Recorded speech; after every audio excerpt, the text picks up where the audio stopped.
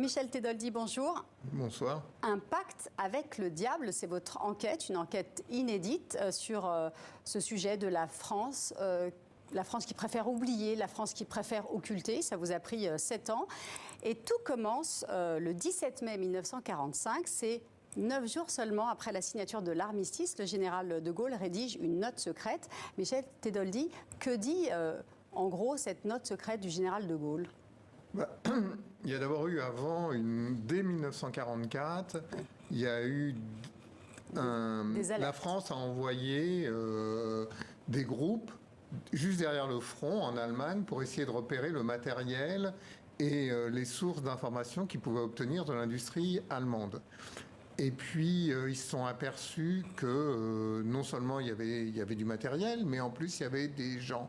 Et donc, Koenig, qui était responsable de la zone d'occupation française, en a fait part à De Gaulle, et en lui disant, voilà, on a repéré des scientifiques qu'on pourrait utiliser, etc. Et De Gaulle, donc, dans cette note, donne le seing blanc pour qu'on recrute ces scientifiques nazis. Et qu'est-ce que recherche la France ? Pourquoi ces scientifiques nazis intéressent la France ? Parce que les nazis ont été en avance sur un certain nombre de domaines, notamment l'aviation militaire avec l'avion à réaction, le domaine des fusées et le domaine de l'armement en général. Alors, la France n'est pas seule, hein. Il y a comme une espèce de compétition au sortir de la guerre. Il y a plusieurs pays qui sont quand même un peu sur le coup et qui finalement remportent le marché, pour le dire grossièrement, qui récupèrent le plus de scientifiques. Les Français. Et pourtant, les Américains en ont récupéré 1500. Oui, oui. Mais proportionnellement, les Français sont très bien débrouillés. Enfin, c'est vrai que c'était un combat de chiffonniers. Hein. Il n'y avait plus d'alliés, il n'y avait plus rien. C'était vraiment un combat de chiffonniers entre les Français, les Anglais, les Américains, les Anglais et les Américains, les Soviétiques. Enfin, tout le monde se tapait dessus. Et les Français s'en sont très bien sortis parce qu'en gros, ils ont recruté, bon, les chiffres sont très larges, hein, mais on est entre 1000 et 7000 scientifiques. Donc, c'est énorme. Et donc, ils ont tapé... On ne connaît pas le chiffre exact. Non. Non, non. Mais parce que là, l'amplitude est quand même très grande. Je suis bien d'accord. Mais les études, d'abord, c'est un sujet qui a été très partiellement étudié. Et le peu d'études étaient sur certains domaines, par exemple les fusées, mais pas l'aviation, ou l'aviation, mais pas l'armement. Donc c'est très compliqué d'avoir un chiffre exact du nombre de recrues. Un historien qui s'appelle Jacques Villain, qui est quelqu'un d'assez... était quelqu'un d'assez pointu puisqu'il est décédé, lui dit 6500, 7000. Alors comment fait la France pour les attirer ? On n'attire pas les mouches avec du vinaigre, donc c'est très simple. On leur propose les meilleures conditions par rapport aux Américains, aux Anglais. On leur propose des meilleures conditions de travail, on leur propose des meilleurs salaires, on leur propose ce que ne proposaient ni les uns ni les autres, une totale liberté de déplacement. C'est-à-dire qu'ils avaient le droit... Ils étaient davantage surveillés ailleurs, c'est ça ? C'est-à-dire qu'ils étaient recrutés, mais quand même... Les Anglais, par exemple, leur imposaient un périmètre de 10 km. Les Américains ne voulaient pas toujours que les familles viennent avec eux. Et par exemple, Oestrich, qui est un des personnages, il a été recruté d'abord par les Américains. Et les Américains lui ont proposé qu'il vienne aux États-Unis, mais simplement avec une quinzaine de collaborateurs. Et pourquoi ces scientifiques du Troisième Reich acceptent de venir travailler pour l'ennemi ? D'abord parce que ça leur garantit de ne pas être condamnés, parce qu'il y en a quand même, ils ont participé, c'est pas que des scientifiques, quoi. Ils ont vraiment participé à l'Allemagne nazie. Hein. Tous avaient le même degré de responsabilité ? D'implication, non. Non, mais les têtes de pont étaient membres du NSDAP, donc du parti nazi, membres de la Waffen-SS. Beaucoup ont travaillé dans les tunnels de Dora où des déportés sont morts. Parce qu'ils étaient dans des domaines, la fabrication de fusées ou la fabrication de moteurs.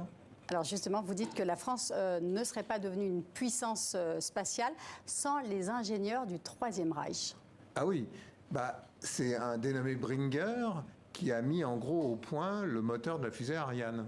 Voilà, pour synthétiser. Mais alors, le premier lancement d'Ariane 1 date de 1979. Bringer, lui, décède en 1999. Oui. Personne n'en parle. Non. Si, les autorités, enfin pas les autorités, mais il a une rue à son nom. Il y a une rue Heinz Bringer. Oui, mais alors, est-ce qu'on explique qui a été Bringer ? Pas du tout. Si, on dit que c'est... Comme d'habitude, on dit que c'est un scientifique allemand, mais on ne dit rien de son passé. En 1932, il adhère au parti nazi. Et moi, j'ai vu une interview vidéo de Bringer sur la fin de sa vie, où Bringer déclare les déportés qui travaillaient à Dora avaient de tellement bonnes conditions de vie qu'ils auraient pu finir centenaires. Donc ça fait froid dans le dos quand même. Et alors, pourquoi les historiens ne se sont pas saisis de cette histoire? Joker. Vous avez posé la question à certains d'entre eux? Non, je ne suis pas historien et donc je ne peux pas répondre, je ne sais pas. Par contre, les Américains, eux, ont révélé tout de suite cette opération. Très vite, oui. Ils appellent ça... c'est une opération qui avait un nom et donc qui était rendue... Paperclip. Oui, Paperclip, c'est ça. Oui, mais très vite, ça a été dénoncé aux États-Unis. Très vite, les organisations juives ont protesté, des scientifiques ont protesté.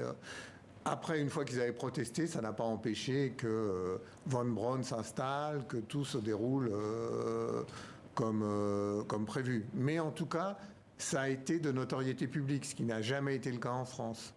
En France, ils ont en plus, certains ont été décorés. Oui, Autriche a été décoré de la Légion d'honneur, ce qui est absolument scandaleux. Enfin, ce qui est absolument scandaleux. Autriche, il a travaillé à Dora, c'était un proche d'Hitler, il a eu des commandes directement par Hitler, et la France, c'est Pierre Messmer qui l'a décoré de la Légion d'honneur. Ça fait froid dans le dos. Les Américains, les Français ont profité de leur savoir-faire dans le complexe militaro-industriel au niveau spatial. Mais est-ce que ces scientifiques allemands ont permis d'autres avancées? Oui, dans l'industrie d'armement aussi, dans la chimie. Après, bon, ils étaient dans tous les...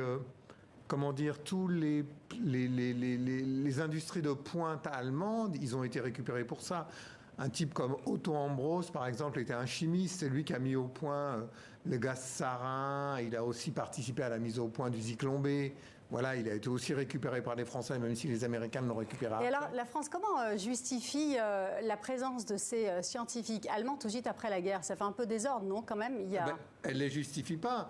Parce qu'au début, la première fois, ils décident dès 1945, de ramener à Paris, sans prévenir personne. Et les gens à Paris, des gens du quartier, s'en aperçoivent et donc vont dénoncer à la police. La police n'était pas au courant que le ministère de l'Air avait fait venir des scientifiques allemands. Et donc, panique à bord, panique au ministère, on remballe tout le monde et on les renvoie tous en Allemagne, et on les laisse travailler en Allemagne. Et puis après, il y a une loi qui est passée en 1946 de la part de tous les alliés qui décident qu'on ne peut faire aucun travail de recherche en Allemagne. Donc là, il est décidé, on est obligé de les rapatrier. Et par exemple, on rapatrie Autriche et ses 170 ingénieurs à Decize, qui est un bled paumé de la Nièvre. Donc il y a 500 Allemands avec leur famille qui arrivent à Decize, donc ça fait un peu... Ça fait beaucoup.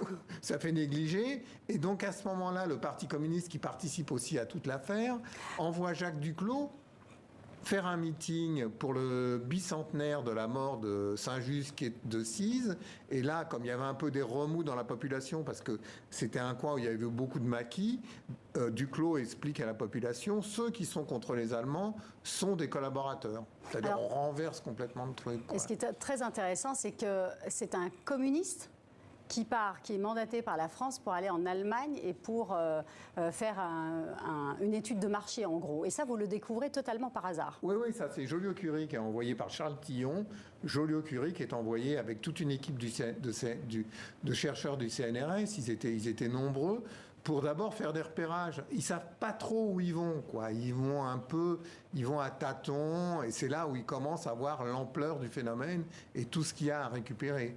Et ils s'aperçoivent très vite qu'ils peuvent récupérer non seulement des dossiers, non seulement du matériel, mais surtout des scientifiques.